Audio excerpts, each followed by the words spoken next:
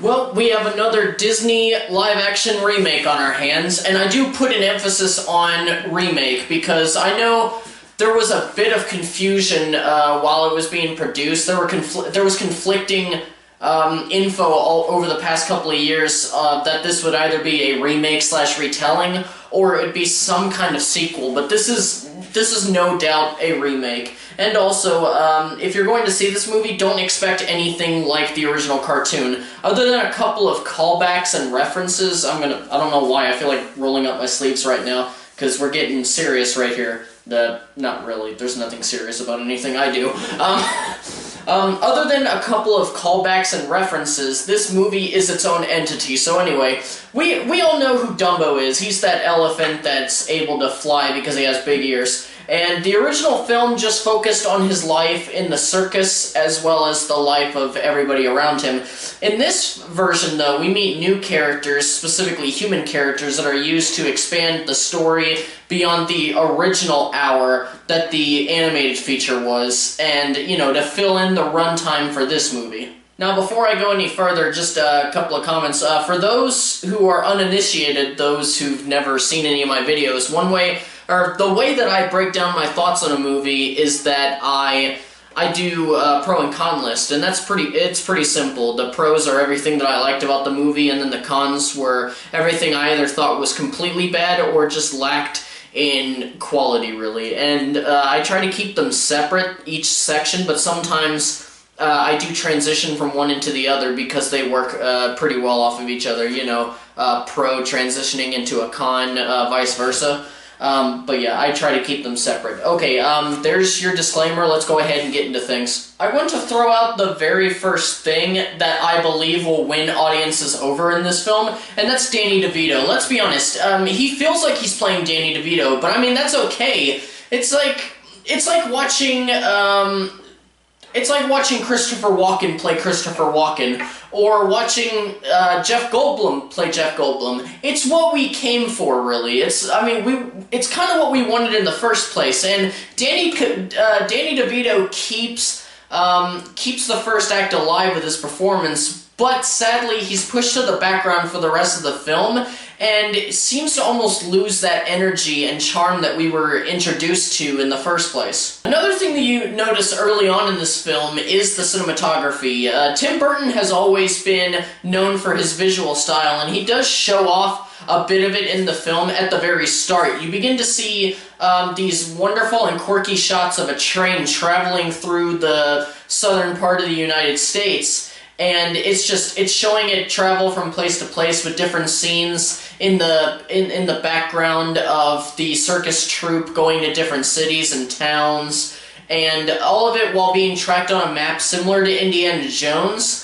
but looking more like it was pulled straight out of a storybook. And, you know, it kind of adds charm to it, not to mention that many of the camera angles looked spectacular with the natural color that it was, as though they were oil paintings. And you also get that storybook feeling from the editing as well in these moments. But, unfortunately for myself, they stopped, in my personal opinion, they stopped focusing on both of those aspects fairly soon. Maybe, I'd say within the first 5 to 10 minutes or so after the start of the film. At that point it was when my focus on the film began to diminish. It was not the only thing that made it lessen, but I'll go more into those a little bit later. As for the main focus of the story, in the first scene when we meet Dumbo, you know exactly how you feel about him. You either look at him and think, oh my god, that's so cute! Or you just look at him and you're kind of terrified because he looks like a big, you know, like a tiny CGI monster with really big eyes and giant-ass ears. But I don't know. Most people that were in the theater, I'm pretty sure all of them thought he was cute. I personally did too. It helped that he was... Damn, sorry. It helped that he was a CGI creation to give him more humanistic qualities. Hands down, the best scene in the movie is, and even though it's short, is that baby mine scene. You know, the one that we all knew about growing up. You know, even if you've never seen the movie. The one where his mother's in a cage and, you know, he just goes to see her and her trunk comes out of the cage and just wraps around him and she's just hugging him in her own way. And that really sad music is playing in the background. They did it in this one. It was very, very well done. And, like, it was actually kind of nice because I looked over and I just heard my wife sniffle and I saw 2 tears going down. Hell, I even saw 2 tears coming out of the same eye. It was kind of odd. Of course, this is a Tim Burton movie, and most people from the first trailers thought, you know, hey, this looks like it could be a return to form for Burton, with him focusing more on visual and practical grandeur than just putting CGI everywhere. And maybe even the characters would be better realized and given purpose and, well, character. That's the best word that I can come up with for it. And I must say, it was not a return to form. Much of what Burton used to be known for, and what fans of his older works had been kind of hoping would be included in Dumbo, just, I don't know, it wasn't there. Let's take the visual effects themselves. Once again, this is a vomit pile of CGI, and yes, there are many movies that are like that, but we're not supposed to think about how, you know, we're looking at something created on a computer. The best visual effects are those that make us not think about the fact that they're visual effects, you know? And this film is so chock full of moments of blatantly obvious green screen, and pretty bad green screen at that, you know, especially when any human characters are in them. And now, that being said, there is one thing that does work about the CGI, and it is honestly with Dumbo. You know, that's the only thing that can be forgiven with terrible CGI. It surprisingly works on him. I was worried from the start of all the announcements as far as who all was going to be in the cast. I was worried that they were going to shoehorn in a bunch of human characters in order to push the plot along, and that's exactly what they're there for. Besides DeVito's character, who was allowed to be charming and to actually have passion in, you know, in his character, we have many characters who are either too over the top and just fit into a stereotype, or just bland and, again, you know, they're only made to actually propel the plot forward. Like, here's a couple. Colin Farrell, who I love as an actor, is very boring in this film, playing a wounded World War I veteran who comes home set in his ways and is always depressed because his wife died off screen. And he never seems to rise above it, even though the movie pretty much states that he's moved on after a while. It just never feels like it. And then, what is it, Eva Green? Love her, one of my celebrity crushes. Just stereotyped as this oppressed girl. And then Michael Keaton, great actor with many amazing character performances in his repertoire, one of which is probably his best well-known, which he portrayed in another Tim Burton film. Oh, also, he played Batman. Keaton is given a thinly written villain, so thinly that he never seems like he can sink his teeth into it and truly have fun with this role. And you can tell in a couple of scenes that he really tries to, but can't seem to muster up enough energy to keep it going for stretches longer than like 6 seconds or so. And I have to set aside one con for one particular person, Nico Parker, who plays one of Colin Farrell's kids, his daughter. You know, it's one of 2 of the children who befriend Dumbo and find out that he can fly in the first place. Gives one of the worst and most robotic child performances that I've seen in years. Just a scene where both children witness Dumbo flying for the first time.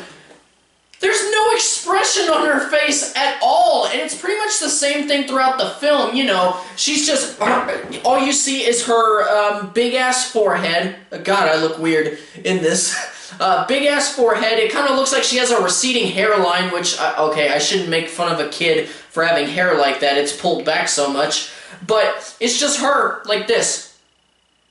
just wide eyes. Maybe if she had squinted a little bit, then I would see a little bit more emotion in there. But yeah, it's the same throughout the entire film. Her expression is just blank, wide-eyed. And the kid who played her brother, Finley Hobbins, he doesn't showcase much emotion in the scene either, but hell, at least it looks like he's trying. And plus, in other scenes, you know, he wasn't bad. It's just that, you know, it was more like, okay, I see the potential, but they don't showcase him enough to where we care about it. Instead, they show Parker, and she gets the most screen time, and I just loved seeing her robotic expression with sometimes forced smiles and always wide eyes with a blank face. In the end, I'm not the biggest fan of the original animated feature, which I will have a review of sometime down the line once I actually catch up with the other videos that I was going to do. But I sure as hell enjoy this movie a lot more. And one thing that I noticed...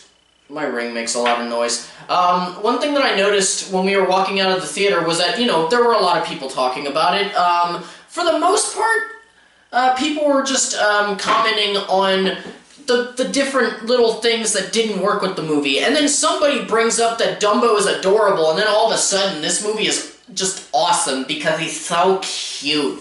And because of that, it just, you know, it felt like none of the other stuff that they were talking about, not 2.4563187 seconds ago, you know, even mattered. This movie is basically Cuteness as a distraction so they can sell more tickets and merchandise, especially merchandise in their parks.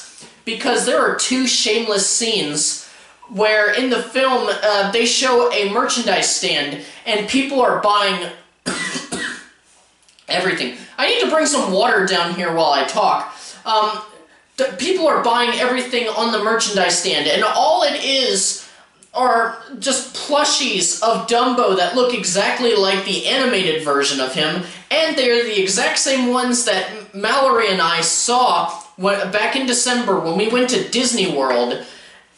And we know that because it was so cute that we tackled with the idea of buying one, even long after we knew we would struggle just to get the rest of our damn souvenirs home. If you have a child who really loves Dumbo, or you're a person who has a real emotional or just a personal attachment to the original animated film, I'd say go check it out. You may actually enjoy it, but for everybody else, I suggest saving your money for another visit to the theater for a different movie. And those are my feelings on the film. I wish it was better, and honestly, it kind of makes me a little bit more worried about a couple of the other Disney movies that are coming out this year, especially Aladdin, but we'll get there when we get there in 2 months. So anyway, thank you guys so much for watching. If you enjoyed the video, please don't hesitate to hit that like button, and if you're new here, hit that subscribe button so you can keep up to date with everything that goes on the channel. And also, don't forget to